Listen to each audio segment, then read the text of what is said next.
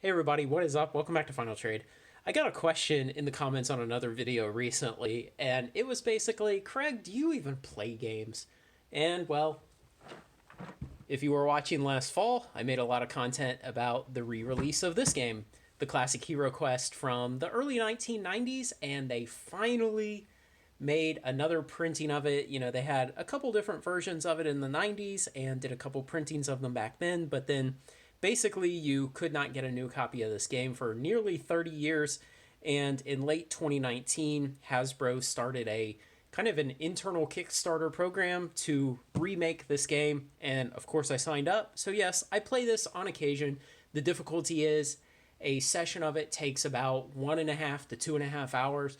And so it's hard for me to find time right now in my life to have 2 hours uninterrupted that is not at the end of the day when I'm already exhausted. So it's just hard. I have a professional career, not to sound too much like Rich Rebuilds, but I have a full time job.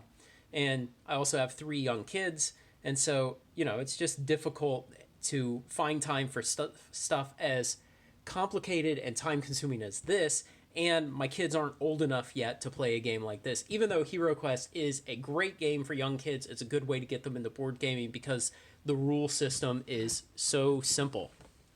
So, after that, what else do I play? Dungeons and Dragons 5th edition. So, yeah, this is another one where it's really fun, but you need about 2 to 3 hours to have a good session of it. And again, it's hard to find 2 or 3 hours, so my wife and I enjoy playing this on the rare occasion that we actually can. And, I did a tiny bit of Dungeons and Dragons content, but man, there are some great channels on YouTube that have D&D content, and it's hard to compete with those guys, and I just don't have the time to play enough to really feel like I can do a lot of D&D content. Now, what else? Let's see what this says. Decks, for playing. So, do I have some actual decks in here? Let's find out. Okay, so this is basically all of the decks that I play with. I've got some, Pokemon Learn to Play kit type tokens. Really cheap ones, not as nice as what you get in an Elite Trainer box. And little empty tuck boxes that came with those. And I got a couple decks here. These are all the 30 card Learn to Play decks. I bought a set of these for each of my older kids, and we play with those. So I play Pokemon with my 2 older kids, maybe 2 or 3 nights a week. We have about a 30-minute window when we can play. I got some Tempest pre-constructed decks. I did a few videos about those. And then most of this is all of my pre-modern-ish Magic decks. People like to lose their mind over Yawgmoth's Bargain because it contains a ton of cards that are banned in pre-modern Magic. And, I've got some crazy decks in here like Key Vault. These are all proxies, just paper. I didn't even back them.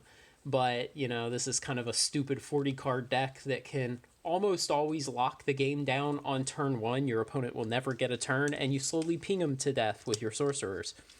So I have some stuff like that, and then you'll see on the top row, I've got the 7 Flesh and Blood pre-constructed Blitz decks, and these are really great. If you haven't played Flesh and Blood, you can go get these Blitz decks for $9, $10, $12 at your local game store, and they're very well balanced and playable right out of the box to actually learn Flesh and Blood and have fun with it. So, my wife and I, we play Magic, we play Flesh and Blood occasionally, and that's a lot easier because you can sit down, you can have a game of Magic in, 5 to 15 minutes typically. And so when it's the end of the day, the kids are finally in bed and we have some time to actually do something, then occasionally this is what we do. We play with these. But for the most part, I do not get to actually play games nearly as much as I would like. And I think it's really important, even on a channel like this that focuses on kind of the financial details and money and things like that. It's important to still have fun actually playing these games. That's why we do this. That's why we have a closet full of sealed boxes, is because we love these games. We love playing with them, sharing them with our friends and people we love.